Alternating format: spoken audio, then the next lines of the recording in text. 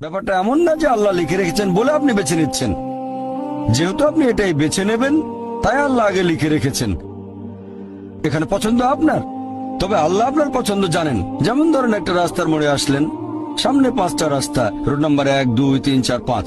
এখানে পছন্দ আপনার, বেছে নিতে পারেন রোড নাম্বার 1, 2, 3, 4, 5। আপনি গেলেন রোড 2-এ।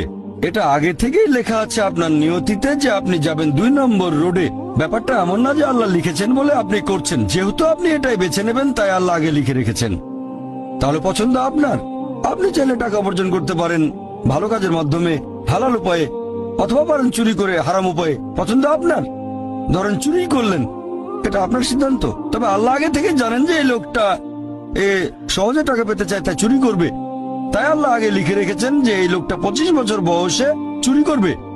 এখানে দোষটা কার? দোষ আসলে আপনার। তবে আল্লাহর আছে ইলমে গায়েব, তাই তিনি আগেই লিখে রেখেছেন।